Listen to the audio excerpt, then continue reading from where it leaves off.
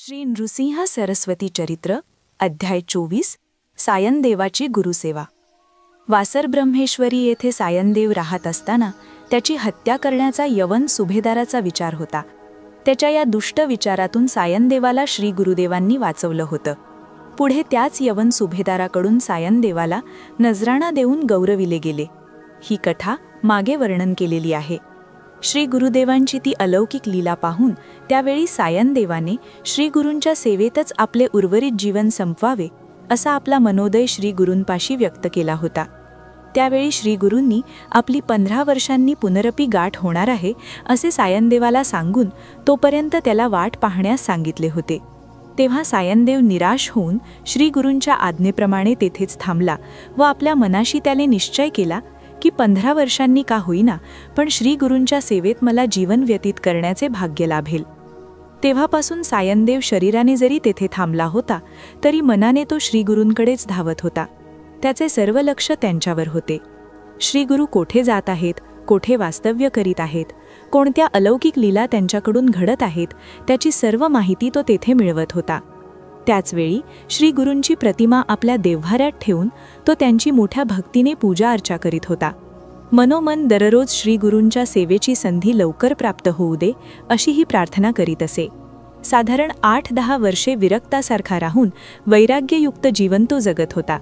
ज्यायोगे 15 वर्षांनंतर आपले मन कसल्याही मोहमायेत अडकू नये यासाठी सांसारिक जबाबदारी त्याने पुत्रांच्यावर सोपविली। सुभेदाराची सेवा चाकरी सोडून दिली होती। अशी 15 वर्षे होत आली। त्यावेळी श्री गुरु गाणगापूरला असल्याचे त्याला समजले। कुटुंबातील सर्वांना सोडून त्यांचा प्रेमाने निरोप घेऊन तो प्रवासास निघाला। त्या प्रवासात सुद्धा तो श्री गुरूंचे अतिशय भक्तिभावाने मनन करायचा। श्री गुरूंचेही त्याच्यावर तितकेच प्रेम होते। श्री गुरु तेव्हा गाणगापूरला होते। त्यांची कीर्ती सर्वत्र पसरली। दूरदूरून लोक त्यांच्या दर्शनाला येत असत। गाणगापूरला आल्यावर श्री गुरु नृसिंह सरस्वती ह्या नावाने प्रसिद्धी झाले। जेव्हा सायनदेवाच्या कानावर ही श्री गुरूंची कीर्ती गेली तेव्हा तो धावतच गाणगापूर गावात आला। आता श्री गुरूंचे दर्शन होणार म्हणून तो अत्यानंदाने जात होता। तो मठात गेला तेव्हा त्यांची तेजस्वी मूर्ती पाहून त्याने त्यांच्या चरणावर लोटांगणच घातले। जेव्हा तो हात जोडून समोर उभा होता तेव्हा त्याच्या नयनांतून अश्रुधारा वाहत होत्या। तो गुरुदेवांना म्हणाला, तुमच्या नुसत्या दर्शनाने माझा जन्म सार्थकी लागला। जन्मजन्मांतरीची माझी पापे जळून नष्ट झाली। हे गुरुदेवा, तुम्हीच परमात्मा परम ज्योती आहात। हे स्वामी, तुमचा जय जयकार असो। श्री गुरूंनी त्याच्या मनीचा भाव ओळखला व त्याला म्हणाले, आता काही बोलू नकोस। तू तर माझा परम भक्तच आहेस। तुझे वंशजही ही भक्त परंपरा पुढे चालवतील। आता प्रथम संगमावर जा, तेथे स्नान करून अश्वत्थाची पूजा कर व भोजनसमयी परत मठात ये। श्री गुरूंची ही आज्ञा होताच सायनदेव संगमावर गेला। तेथे स्नान करून पूजा अर्चा आटोपून भोजनसमयी तो मठात आला। श्री गुरूंनी आपल्याजवळच त्याला भोजनास बसविले। त्याला काय हवे नको ते जातीने पाहण्यास एका शिष्यास सांगितले। सायनदेवाने तो श्री गुरूंचा प्रसाद आनंदाने भक्षण केला व तृप्त होऊन उठला। मनातून तो फारच आनंदी झाला होता, कारण 15 वर्षांनी आज आपल्या परमदैवताचे दर्शन घडले व त्यांच्या सेवेची संधी प्राप्त होऊन मनातील सुप्त इच्छा पूर्ण झाली। भोजनानंतर श्री गुरूंनी सायनदेवाला आपल्याजवळ बसवून घेतले। श्री गुरूंनी त्याला विचारले, अरे, तू कुठल्या गावात राहतोस? तुझी बायका मुले कशी आहेत? ती सध्या कुठे आहेत? तुझे कसे काय चालले आहे? श्री गुरूंनी अत्यंत प्रेमाने आस्थेने चौकशी केली म्हणून तो अंतरी सुखावला। विनम्रपणे तो म्हणाला, मी मूळचा उत्तरकांची ह्या गावचा आहे। नोकरीच्या निमित्ताने वासरग्रामी आलो। तुमच्या कृपेने माझे सर्व कुटुंबीय खुशाल आहेत, परंतु मला आता संसार नकोसा झाला आहे। संसाराचा सर्व भार पुत्र सांभाळीत आहे। मला आता तुमची चरणसेवा करायची इच्छा आहे। कृपा करून मला आपल्या चरणापाशी आसरा देऊन उपकृत करा। हे ऐकून श्री गुरु हसले आणि म्हणाले, माझी सेवा तू समजतोस तेवढी सोपी नाही, कारण मी एके ठिकाणी कधीच स्थिर नसतो। आज मी एखाद्या झोपडीत दिसेन तर उद्या एखाद्या राजवाड्यातही असेन, तर कधी घोर अरण्यात आश्रय घेईन। कोठे मिळेल तेथे अत्यानंदात पडून राहण्याची माझी वृत्ती आहे। माझ्या आहाराची पण हीच स्थिती। चव ढव थंड गरम या कशाचीही मला जाणीव नसते। जे मिळेल ते मला चालते, काही मिळाले नाही तरी मी कित्येक दिवस उपवास करू शकतो. उन्हाळा, पावसाळा, थंडी, वारा कशाचीही मला पर्वा नसते. सूर्योदय होण्यापूर्वीच स्नान करून नित्यनेमाने अनुष्ठान पूर्ण झाल्याशिवाय मी बोलत नसतो, खात पीत नसतो. तेव्हा माझ्या संगतीत राहून तुझे कसे होणार? संन्यासाची सेवा करायला जाणे म्हणजे अग्निपरीक्षाच असते. तुला हे जमेल का याचा विचार कर. तेथे नुसती भक्ती कामाला येणार नाही. नाहक सुखातला जीव दुःखात लोटशील. तेव्हा पूर्ण विचार कर. श्रीगुरूंचे हे विचार ऐकून त्यांना वंदन करून सायनदेव म्हणाला, प्रभो, मला कितीही कष्ट पडू देत, मला याची पर्वा नाही. श्रीगुरूंची मनापासून सेवा करतो तोच पैल तीर गाठतो. त्याला कसले दुःख आणि दैन्य? तो त्या सेवेतच सुखी होतो. गुरुभक्ती, सेवा हेच माझे ध्येय आहे. आणि अशा माणसाला श्रीगुरू तारतात, त्याला यमाच्या दरबारी पाठवत नाहीत. प्रभू, या शरणागताचा आता अंगीकार करा. मला निराश करू नका. गेली 15 वर्षे मी आपल्या सेवेचे स्वप्न पाहत आहे. यावर मी पूर्ण विचार केला. माझा दृढ विश्वास आहे की या विचारांची ज्योत माझ्या अंतरी तुम्हीच लावली आहे. तुम्ही मला या माझ्या स्वप्नात यशस्वी करणार आहात. तसे नसते तर आज हे येथे माझे येणे झालेच नसते. तेव्हा कृपा करून मला आपल्या चरणी आसरा द्या. मनोभावे तुमची सेवा करणाऱ्याच्या जवळपास अपयश कधीच फिरकणार नाही. श्रीगुरूंना त्याचा हा आत्यंतिक भक्तिभाव पाहून परमसंतोष झाला. ते त्याला म्हणाले, तुझा जर एवढा निश्चय आहे तर राहा येथे. माझी सेवा करण्यास काही हरकत नाही. अशा प्रकारे सायनदेव श्रीगुरूंच्या सेवेत राहिला. तो आत्यंतिक भक्तीने श्रीगुरूंची सेवा करीत होता. श्रीगुरूंचे कोणतेच काम त्याला कमीपणाचे वाटत नव्हते. त्याची ती भक्तिनिष्ठा पाहून सर्वजण आश्चर्य करीत, तर काही जण त्याचा हेवाही करीत होते.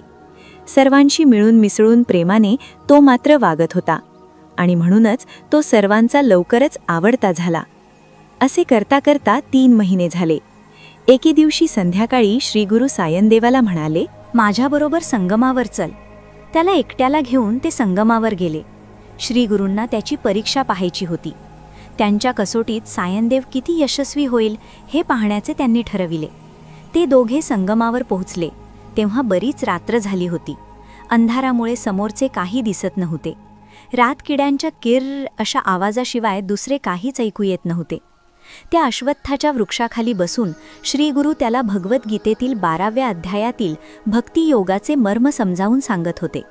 खरे तर श्रीगुरूंच्या मनात सायनदेवाचे अंतःकरण किती दृढ आहे हेच पाहायचे होते. ते कसे पाहावे हा ते विचार करीत असता अचानक सोसाट्याचा वारा सुटला.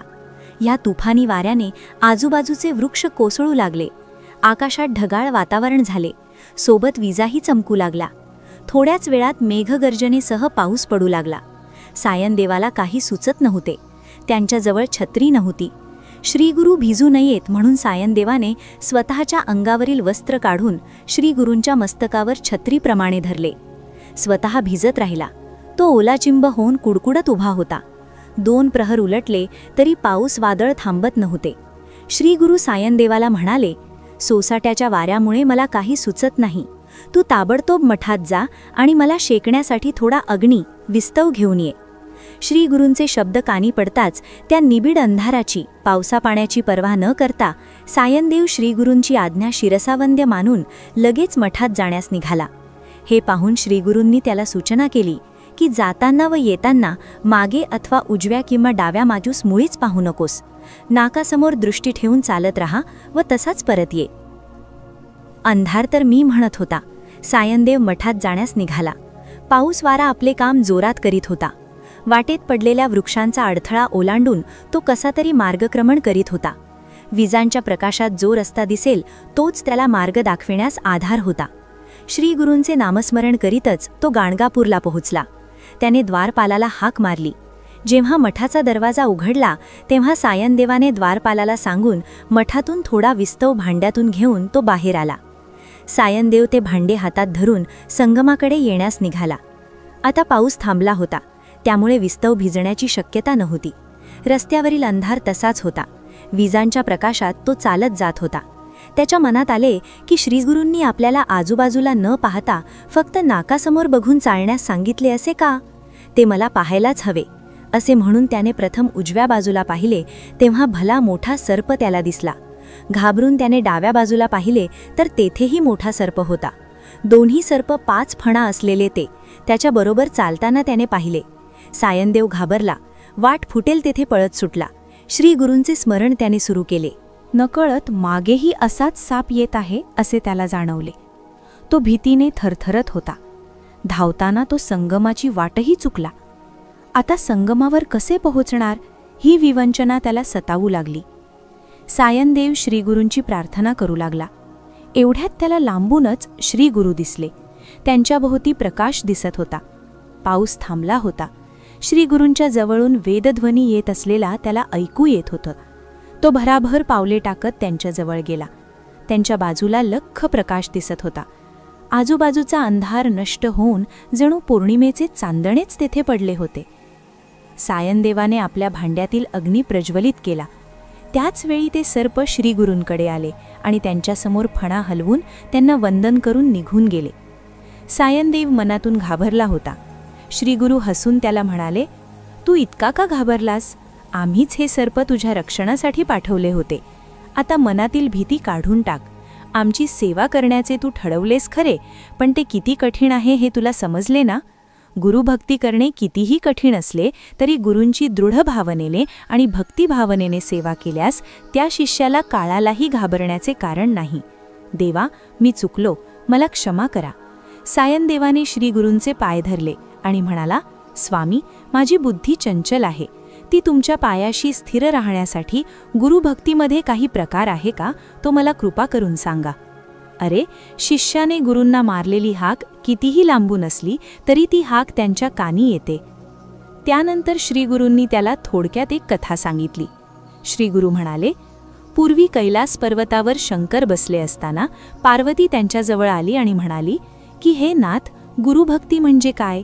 तेव्हा शंकर म्हणाले, हे गिरिजे, मनात एक भावना ठेवून आणि जो शिव आहे तोच गुरु आहे असे समजून गुरुची भक्ती केल्यास सारे काही साध्य होते.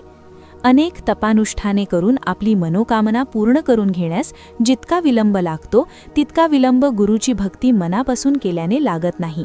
आपल्याला त्याचे फळ तात्काळ मिळते. यज्ञ, दान, तप वगैरे करताना मार्गांत अनेक महाविघ्ने येतात आणि मनोकामना पूर्ण होत नाही. ब्रह्माने अनेक अवतार घेतले आहेत. त्यात एक प्रसिद्ध अवतार आहे, त्याला त्वष्टा ब्रह्मावतार असे म्हणतात. त्या अवतारात त्याला एक पुत्र झाला. तो त्वष्टा ब्रह्माचा पुत्र सर्व कामांमध्ये कुशल होता. पित्याने योग्य वेळी त्याची मुंज केली आणि विद्याभ्यास करण्यास गुरुकडे पाठविले. तो गुरूंची नाना प्रकारे सेवा करीत असे. एके दिवशी अचानक मुसळधार पाऊस आला. पर्णकुटी गळू लागली म्हणून गुरूंनी त्याला आज्ञा दिली की तू एक माझ्यासाठी घर बांध. ते घर मजबूत असावे, उन्हा पावसात मोडता कामा नये. त्यासाठी लागणारे सामान घेऊन ये. तेवढ्यात गुरूंची बायको बाहेर आली. ती म्हणाली, घराचे सामान आणण्यास जाशील तेव्हा माझ्यासाठी एक चोळी आण. ती मला चांगली दिसणारी, अंगात बसणारी पाहिजे. त्याच वेळी गुरूंचा पुत्र बाहेर आला आणि म्हणाला, माझ्या मापाच्या खडावा तू घेऊन ये. मी पाण्यावरून चिखलावरून चाललो तरी मला त्रास होणार नाही. पाठोपाठ कन्याही बाहेर आली आणि म्हणाली, मला हस्तिदंताचे तानवडे कानातले आण आणि भातुकलीच्या खेळातील मडके घेऊन ये. त्यात मी अन्न शिजवीन, ते नेहमी गरम राहावयास हवे. तेव्हा शिष्य म्हणाला, हे गुरुदेवा, तुम्ही आणि तुमच्या कुटुंबांनी सांगितलेल्या सर्व वस्तू मी आणीन, कारण गुरु आज्ञा मानणे हे शिष्याचे कर्तव्यच आहे. तो त्वष्टा ब्रह्मचारी त्या वस्तू आणण्यासाठी झोपडी बाहेर पडला खरा, पण त्याला त्या वस्तूंचे काहीच ज्ञान नव्हते. त्या कशा, कुठे खरेदी कराव्या हेच त्याला समजत नव्हते. मनोमनी तो अस्वस्थ झाला.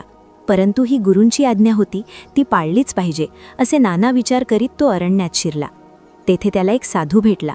तो ब्रह्मचारी त्याला चिंतेत असल्याचे जाणवले म्हणून त्याने त्याच्याजवळ चौकशी केली. तेव्हा चिंतेचे कारण त्याने साधूला सांगितले. सर्व हकीकत सांगून त्याने त्या साधूला वंदन केले. तेव्हा साधूने त्याला धीर दिला व म्हणाला, तू काशीपुरी येथे जा व विश्वनाथाची म्हणजे शंकराची आराधना कर. तुझे सर्व काम होईल. तेथे तुला सर्व विद्यांची प्राप्ती होईल. तू विश्वकर्मा होशील. त्या काशीस्थानाचा महिमाच एवढा अगाध आहे, तेथे गेल्यास सर्व पापे नष्ट होतात. त्याला हे स्थान कोठे आहे हे माहीत नव्हते. शेवटी तो साधू त्याच्याबरोबर काशीपुरास गेला. त्याला विश्वेश्वराच्या मंदिरात नेले व पुढे काशी यात्रा कशी करायची, काय काय कुठे पाहायचे इत्यादी सर्व माहिती त्याला सांगितली. त्याने सांगितल्याप्रमाणे सर्व काशी यात्रा त्या बाळ त्वष्टा ब्रह्मचर्याने पूर्ण केली. त्यांनी सांगितल्याप्रमाणे सर्व ठिकाणी स्नान व देवदर्शन करून जप, तप, मंत्र सर्व त्याने मनोभावे केले.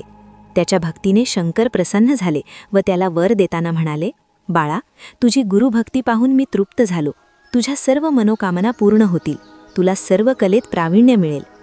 असा वर मिळवून त्याने त्या सर्व वस्तू खरेदी केल्या व आपल्या गुरुकडे घेऊन गेला. शंकर पार्वतीस म्हणाले की अशा प्रकारे त्या बाळ ब्रह्मचार्याने वर मिळवला व गुरूंची आज्ञा पालन केली. ही कथा श्रीगुरूंनी सायनदेवाला सांगितली. त्यावेळी श्रीगुरूंनी योगमायेने सायनदेवाला काशी यात्राही घडवली. सायनदेवाने श्रीगुरूंवर स्तुतिसुमनांचा वर्षाव केला.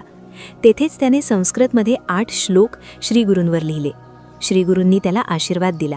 ते म्हणाले, सायनदेवा, तुझ्या 21व्या पिढ्यांपर्यंत सर्व पुरुषांना या काशी यात्रेचे फळ मिळेल. तूच खरा निजभक्त आहेस. तू यवनांची सेवा सोडून दे व तुझ्या मुलाबाळांना माझ्या भेटीसाठी घेऊन ये, असे म्हणून श्रीगुरू मठात निघून गेले. सायनदेव उत्तर कांशीस गेला व आपल्या कुटुंबासह परत गाणगापुरास येऊन स्थायिक झाला. पुढे त्याचा पुत्र दीर्घायुषी झाला व त्याची कीर्ती सर्वत्र पसरली. सायनदेव ज्या दिवशी गाणगापूरला कुटुंबासह परत पडला तो दिवस अनंत चतुर्दशीचा होता. सर्वजण आनंदाने अनंताची पूजा करीत होते. सायनदेव म्हणाला, हे स्वामी, तुम्हीच आमचे गुरु आहात, अनंत आहात. तुमच्या चरणांची सेवा म्हणजे माझी अनंत सेवा आहे, म्हणून मी अनंत व्रत करणार नाही. पुढे आयुष्यभर त्याने गुरूंची सेवा केली व त्याने मोक्षपद प्राप्त केले.